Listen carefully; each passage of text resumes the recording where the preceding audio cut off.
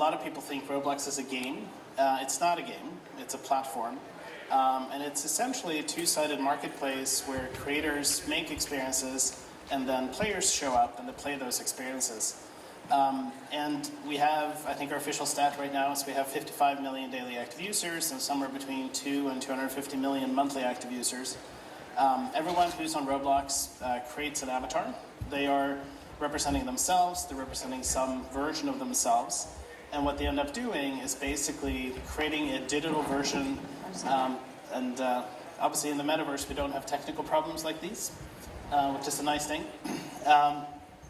And you make a digital version of yourself, which then becomes your representation. And my team's primary responsibility is to make more ways for users to express themselves. So the ability to design or create new types of clothing, design or create new kinds of ways of interacting with your friends. And then the final component of Roblox, which is really important, is the social connections that the players make with each other. So that if someone plays a Roblox game, they can instantly join another player or one of their friends in that world at that moment. Yeah. So it's an interesting environment to work in because we don't make the game, which means all we do is make tools for the game creators who then in turn create games using those tools. So it's a little bit meta, pun intended, that we have to essentially nudge you in a certain direction by creating better and better tools to then empower you to go and make better and better games for people to come play. So we have creators and we have brands in the audience. So what are some important design considerations to think about when getting involved with Roblox? Talk a little bit about tools and your subtle nudging that you're doing. Yeah, what do people need to know? And I think actually in that trailer we showed Gucci Gardens. I think we showed a few other of our brand experiences. And again, what we end up doing often is we recommend to brands that they go work with indie studios. So there's different brands on the platform, like Sonic has something on the platform now. There's Vans, the shoe company, has made a really cool skate experience. But what's interesting about the platform is those experiences weren't built by Roblox, they were actually built by community developers. So the Vans skateboard experience was built by 4 guys out of Sweden called The Gang, and they've been awesome. The Sonic the Hedgehog experience is built by a studio out of LA called GameFam. And GameFam is fascinating because they have hired, I think they have 100 employees at this point, and are almost exclusively building stuff for Roblox. So you can actually build an entire business around Roblox as a distribution platform and an audience engagement platform. And so how do you sort of matchmake or bring together brands and creators?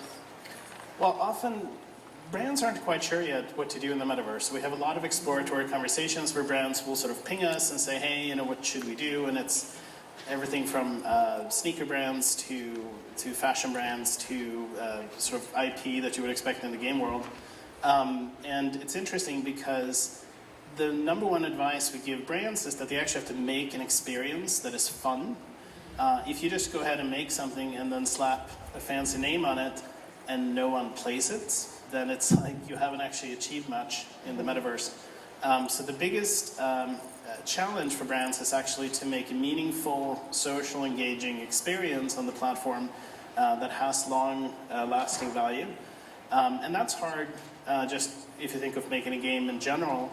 It's not straightforward how to make a hit. But it's, so the best advice we give to brands is that they need to work with established community developers who understand the platform, who understand the audience. The other thing we tell brands, which is usually surprising to them, that our fastest growing age group is now from 13 to 25. So the older demographic is growing much faster. And actually over half of the users now are 13 plus on the platform, which also allows for more sort of aged up experiences and brands and systems to be part of the platform, while still having obviously a strong cohort of younger players. And just for full disclosure, I have an 8-year-old and a 13-year-old, and they generally tell me what we do right and what we do wrong. So, what are their key insights? The key insights? They generally yell at me when things work poorly, but the key insight that I got from them, which was fascinating, was they have such different player profiles My 13-year-old is fascinated with a game called Creatures of Scenario, where you basically, it's like a dinosaur evolution type game. And then my 8-year-old likes Bloxburg. She likes to build stuff. Apparently houses with 4 swimming pools is the thing to do. So you live in a house with 4 swimming pools? Virtually, yes. Virtually, yes. My nieces also are huge fans. They're 10 and 12 now, but particularly the 10-year-old. She loves Fashion Forward, which is a game all about picking out your outfit. It's a competition game where you run around a room and pick the best fashion forward outfit, and then you walk a catwalk and evaluate each other. So some values there. Some values. Quality of life lessons yes. we teach our children. Exactly. So community on Roblox is an interesting foundation, such a huge audience. So what do you how do you think about those social aspects of the metaverse more broadly and in what you're building today? Well, community is actually interesting because it's sort of, there's many types of communities on Roblox. You, of course, have different international communities. Roblox now is we have creators from, I think, 180 different countries and markets. The primary community of Roblox is really your closest 200 friends that you hang out with, because they're the ones that you can target directly and sort of join in an experience with. So you have sort of these interesting circles, concentric circles of macro and micro communities that engage all the time. There's also, of course, communities around specific IP. So a good example is Adopt Me, which has sort of a rabid fan base, and they have people who sort of live their life vicariously through Adopt Me. So in some ways, we are just the stewards of the machinery, and then we fascinatingly get to watch what gets built and what those communities are that sort of naturally spring up. And I think we released some data that our top 10 experiences keep shifting quite a bit over time. So actually communities and what they like to play is not a static thing. It keeps changing. Is that what you would have expected? Probably not. Like you would have, there's some IP that sort of is relatively persistent, but there's more movement probably in the IP than I would have assumed prior to joining the company.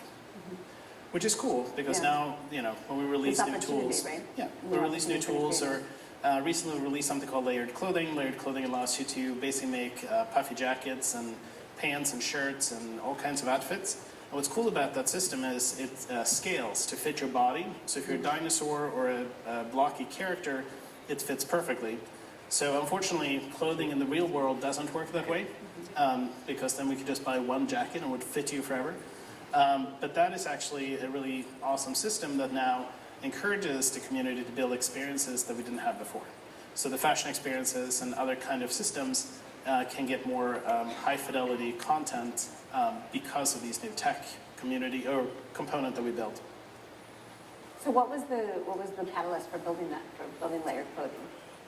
I think the layered clothing system took us about 2 years to build. So it was, for the time I've been there, it's been one of our major things that we've been working on. But I think some of the original ideas have been around for many years. So Roblox has been around for 17 years, and our CEO had very early a lot of these ideas about how to make materials and systems super generic. So you could basically build anything out of anything. But 10 or so years ago, it was very, very difficult to build systems that would accommodate that. So I think the tech now is at a stage where it was possible to build it. And it's a pretty cool technology where you now can sort of layer multiple layers of clothing. It will always fit. And then your outer layers get affected by what you wear on the inner layers. And again, the community has started doing stuff for that we hadn't even thought about. Like if you put 20 pieces of hair on one character, what happens? Well, the community is figuring this stuff out. It gets very large and it gets very tall. So hair band. You get a massive hair outfit, and that works really well for some experiences. Interesting. So let's talk a little bit. You mentioned a couple success stories. You mentioned Gucci, you mentioned Vans, you mentioned Sonic Hedgehog. I know Gucci just has done a number of different things and just made some announcements in the last week or so. Let's dig in a little more on some of those and why you think those are interesting or successful, and what are some lessons we can take from those, both from the brand side as well as from the creator side. Yeah, so Gucci did last year, they released something called Gucci Gardens, which is more like an art exhibit. So you can kind of walk around, you can see a bunch of cool things. they sold things at that time, like there was a Gucci handbag, which I think sold for more in Roblox than it did in real world, which was fascinating. And I can't remember what the dollar amounts were, but it was more than the actual bag would have been in the sort of Gucci store.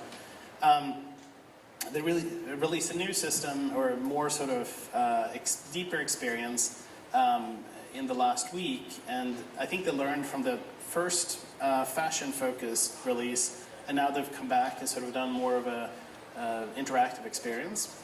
And I think that's what we see with brands. Brands who launch things, and I won't name which ones, that are not good experiences may not come back because they have often thought that all they have to do is to sort of slap a fancy name on something and it works. But the reality is you actually have to build an engaging experience or game for it to become something meaningful for the audience to come back to.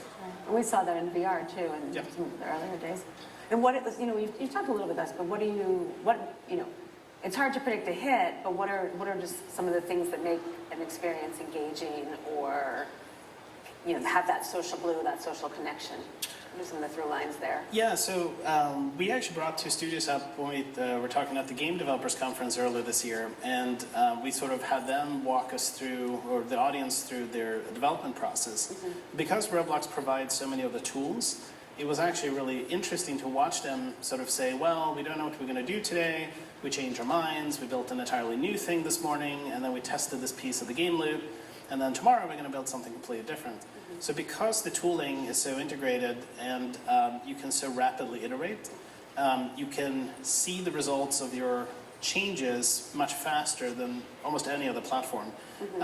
One of the stories I tell is my 13-year-old, I had to explain to her what other game engines do.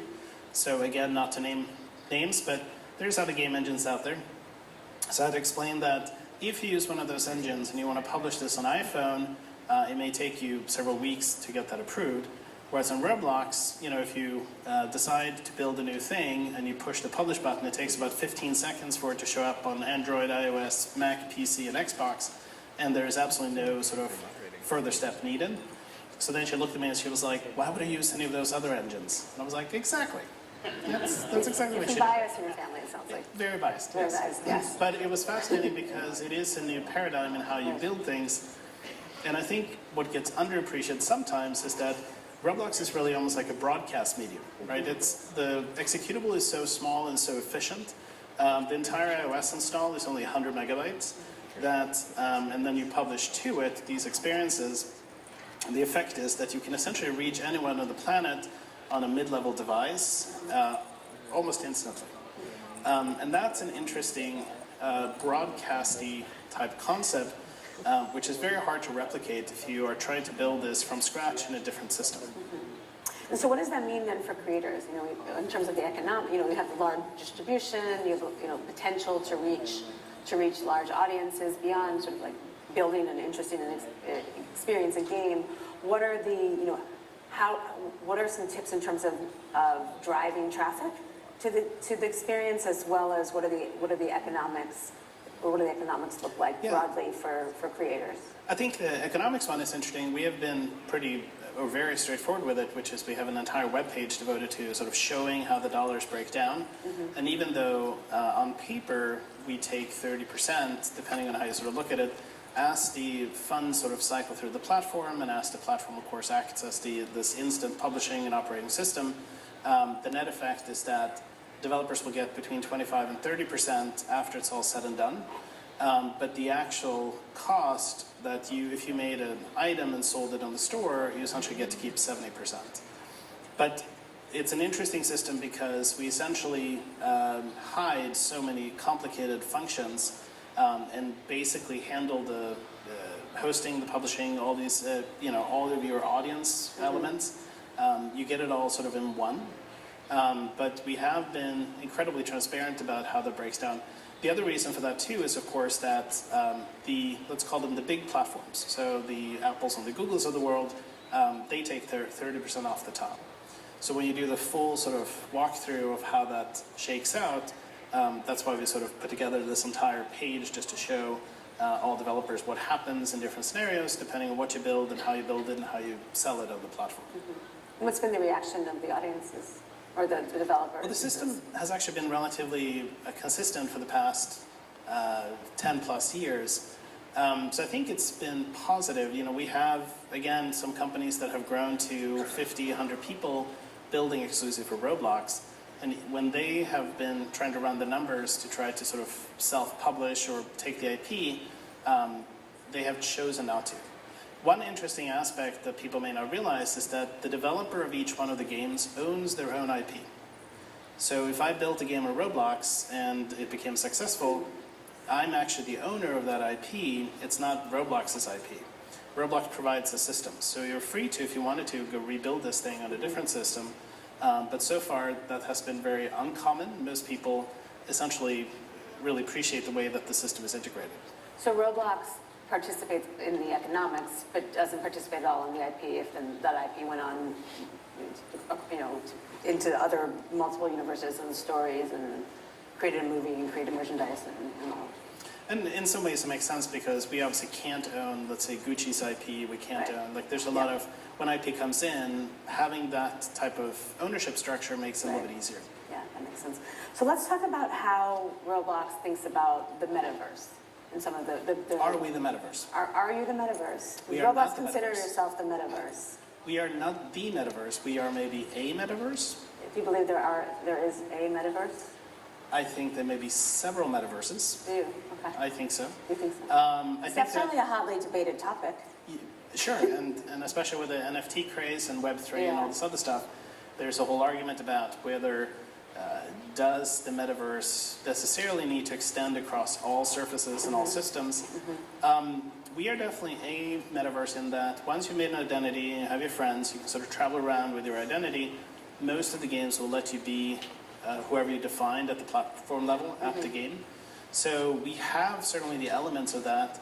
There's obviously other platforms very similar to it. Minecraft probably is the best example, and others that have similar ideas. Are they a metaverse? Maybe.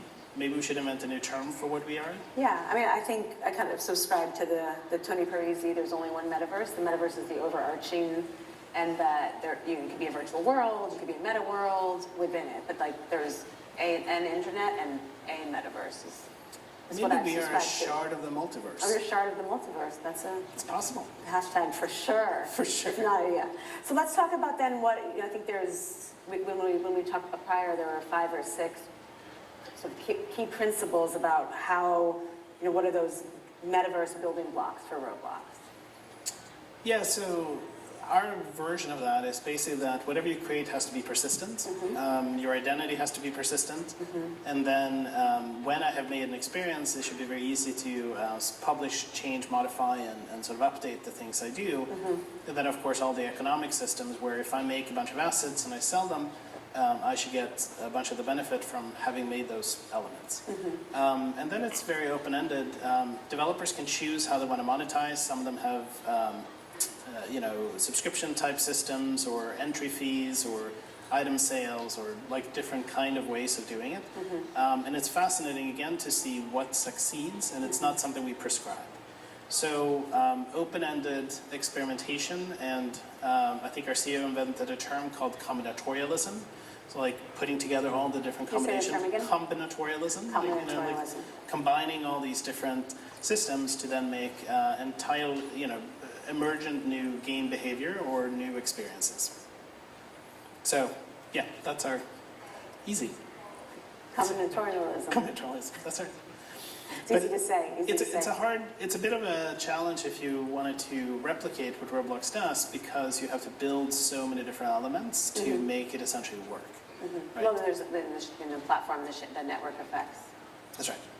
You sort of end up in a system that has grown organically over such a long time that it's a very difficult system to try to replicate. And if you want it to be a metaverse, this is probably what you need to do. You need all those elements.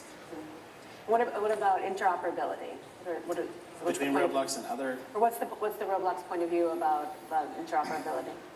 Easy. I mean, because you talked about shared, you know, sharing across multiple platforms, including VR, which through Steam VR. Right? So we support Steam VR. I mean, so Roblox itself is super interoperable with itself, right? Like, so obviously moving between different platforms and devices.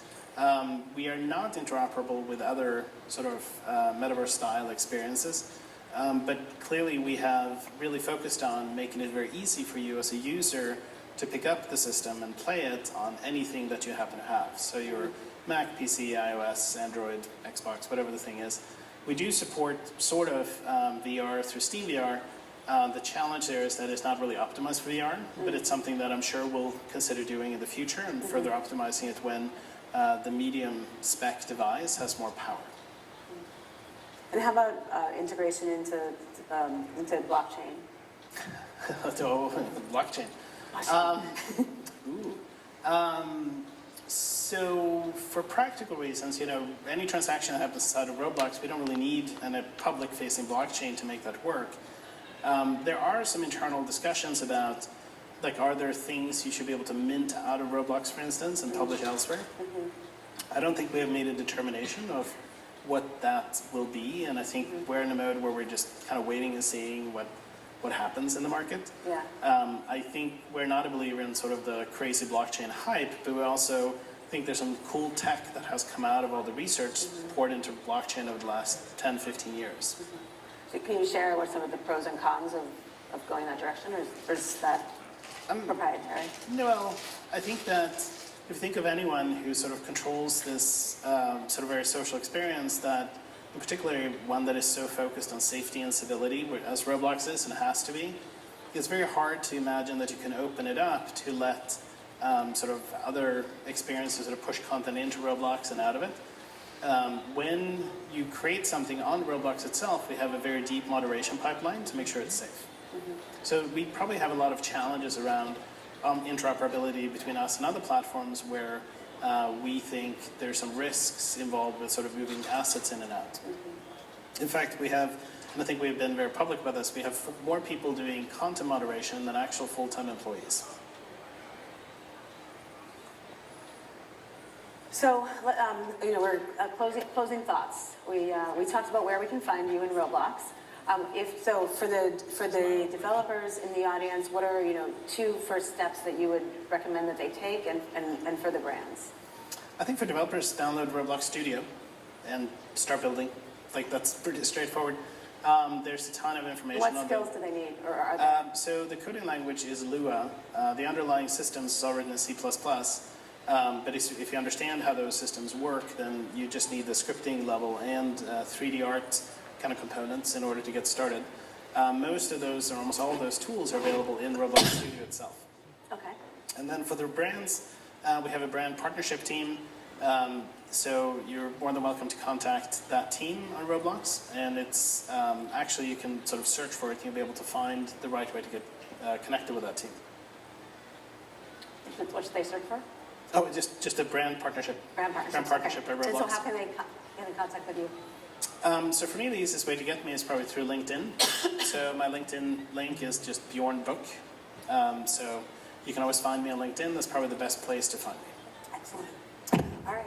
And I'm not a tweeter, so that's not the way that you find me. All right. Thank you very much. I'm just lost. Yeah, no worries. Thank you, Joanna, for hosting.